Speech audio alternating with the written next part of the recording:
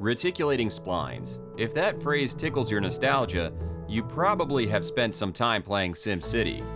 The series that inspired a genre once held a lofty status as one of the greatest ever created, but hard times have befallen both the franchise and the studio that spawned it.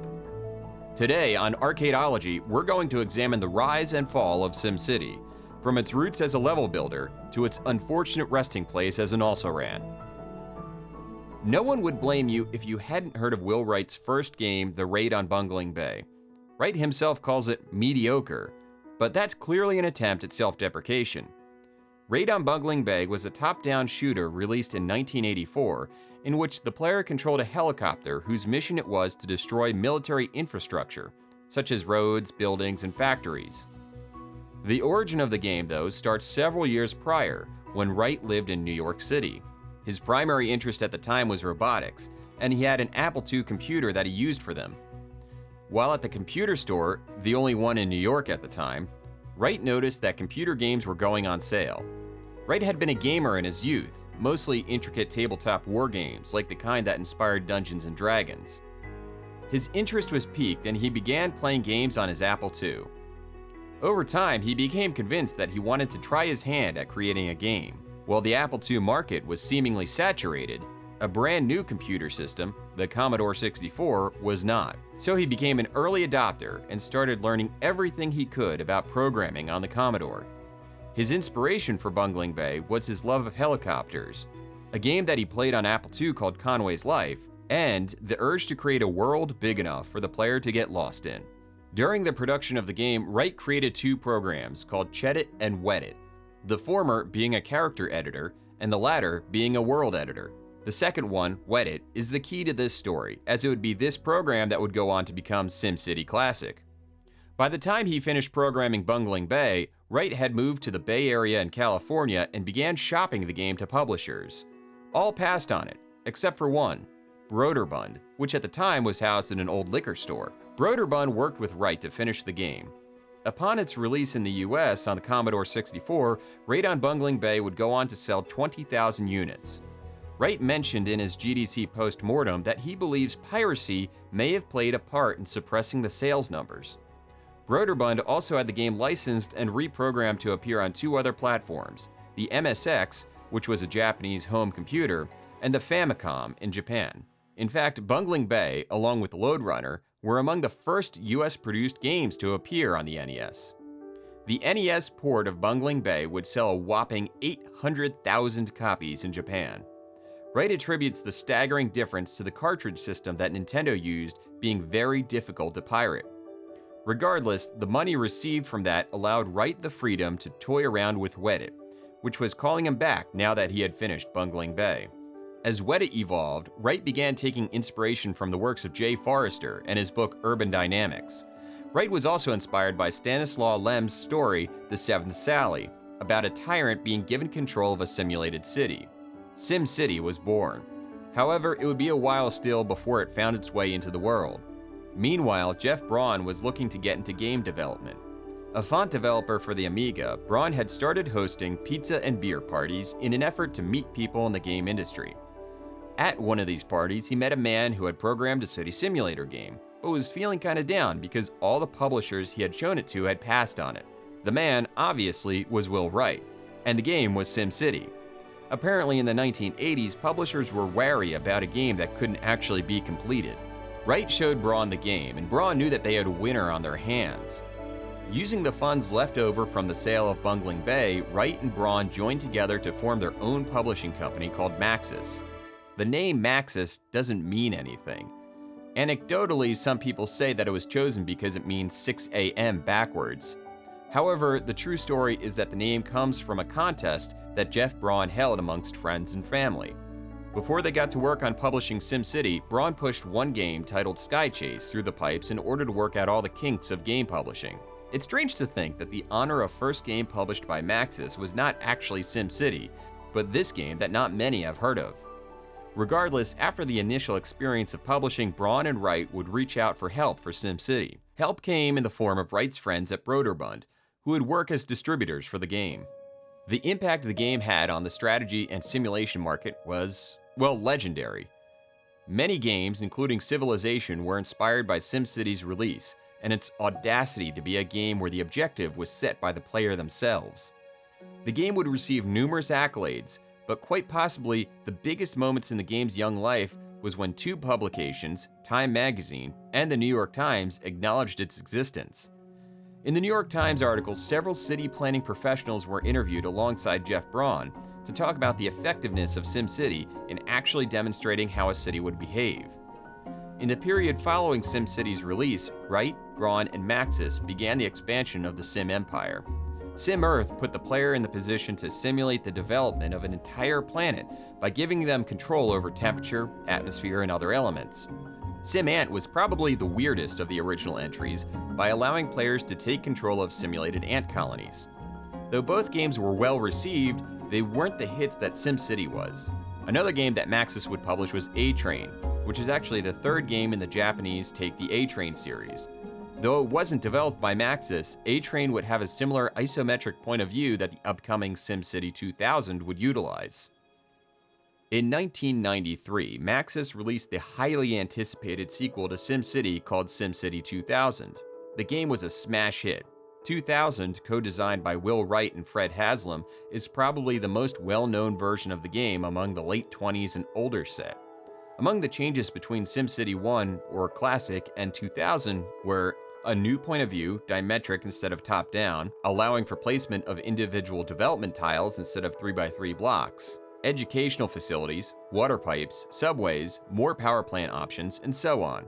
Most importantly, however, was the introduction of the phrase I started this whole episode off with, reticulating splines. Something very soothing about that.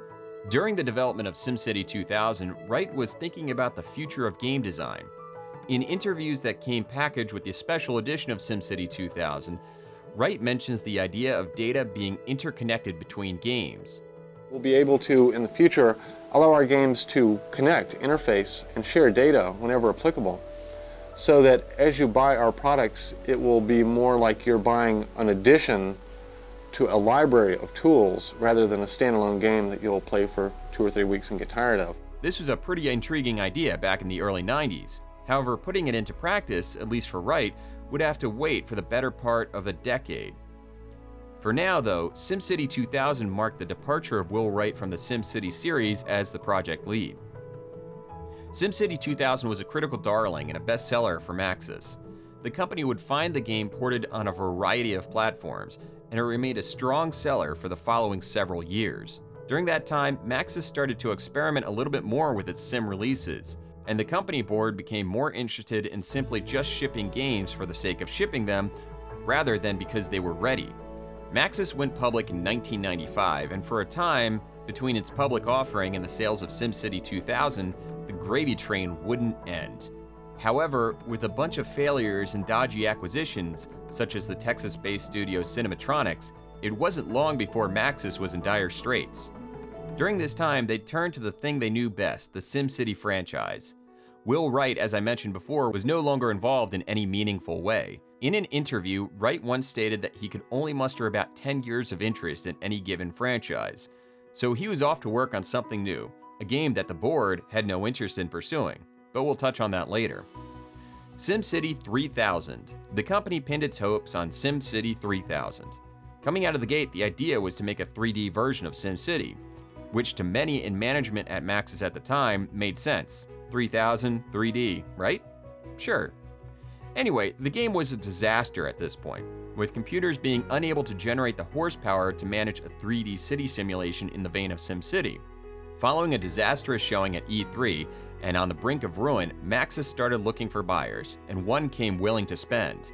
Electronic Arts, one of the largest publishers in the business, purchased Maxis in June of 1997 through a $125 million stock swap. Upper management would be weeded out in the months after the purchase. What EA had acquired was a company with low morale, but sitting on a gold mine of an IP, as well as one of the sharpest game designers on the planet.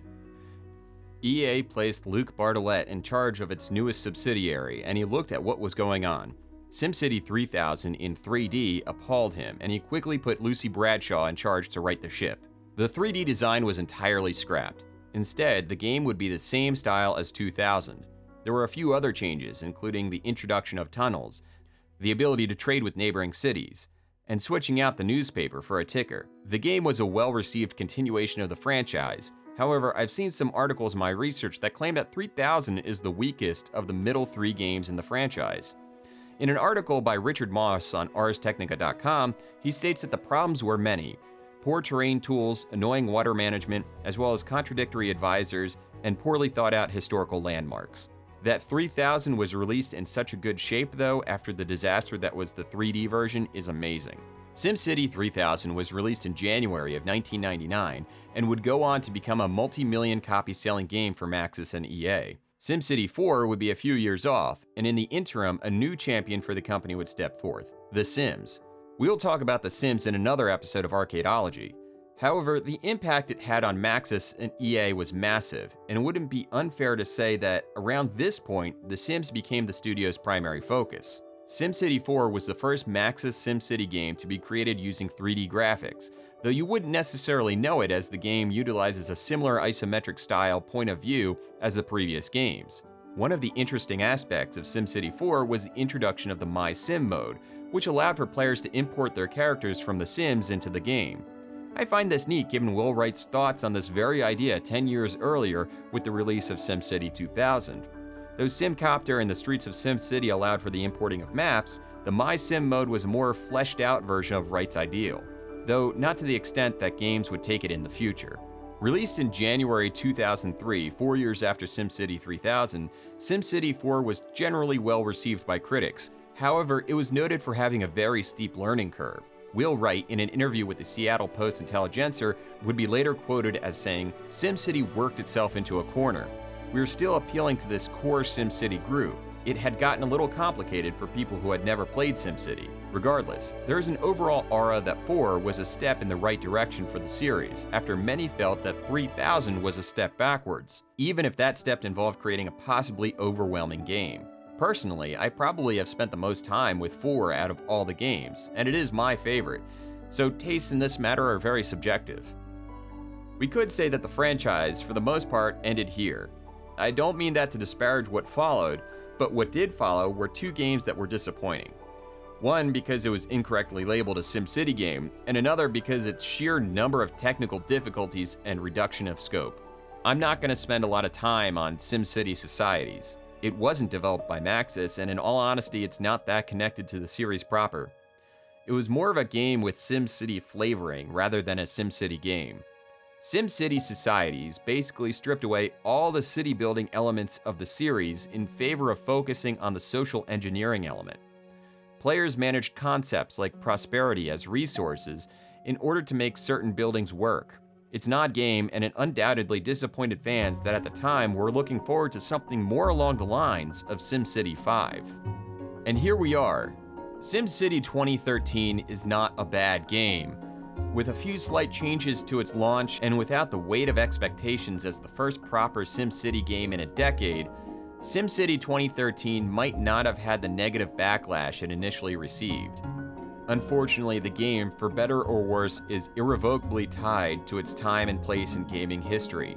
And until we hear otherwise from Electronic Arts, it may have been the final bow for this legendary series.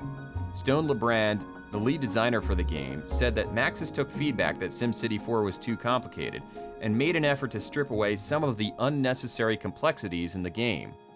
This was part of the reason why the game was not called SimCity 5. He mentioned in an interview with The Atlantic that this decision was particularly freeing because they could redesign SimCity from the ground up rather than just take SimCity 4 with some more stuff thrown in. SimCity 2013 ditched the traditional isometric style view of its predecessors for a full 3D camera. Additionally, 2013 was the first game in the series to allow for curved roads without the use of mods. Before the game's release, SimCity was receiving a huge amount of buzz. However, clouds started to form almost immediately with concerns over the always online component to the release. The DRM for the game required an internet connection to validate, which prompted people to wonder what would happen when the servers for the game were ultimately shut down. As the game circulated around publications for review, however, the initial feedback was positive. But when the game was released on March 6, 2013, the EA servers could not handle the load. Players had to wait for hours to play the game, and EA and Maxis scrambled to try to push out adjustments just to make the game work. In an interview with Game Informer, Ocean Quigley, the game's creative director, said that although he was proud of the work they had done, watching this happen was like being on a sinking ship. SimCity 2013 would never quite recover from the early launch woes. A game that should have taken the same gaming mindspace as grand strategies like Civilization slowly petered out over the past several years. The most recent release in the series has been a mobile free-to-play version of SimCity. The game's value as an intellectual property is seemingly damaged, with games like Cities Skylines taking the lead in the city simulation genre. It's tough to imagine the franchise rising back to prominence. In what may be the final nail in the coffin, EA shut down Maxis in March of 2015. The end to this episode feels somewhat somber. It's easy to pin the fall of the franchise on SimCity 2013, but in all honesty, there was rot in the bones since the near disaster that was SimCity 3000. The closure of Maxis, even if it was just a name at this point, seems like a metaphorical stone tied to the feet of the franchise. Will we see another SimCity in the future? I'm unsure. However, if the past few years have shown us anything, with franchises like Doom and Resident Evil finding new life, it's that we shouldn't count out the comeback. That will do it for today's episode of Arcadology. My name is Spoiler Kevin. Follow me on Twitter at SpoilerKevin. If you enjoyed this video, leave a like and comment down below. Today's question, what was your favorite simulation-style game? If you enjoyed this content, consider subscribing with notifications. Thanks for watching, and take care, everyone.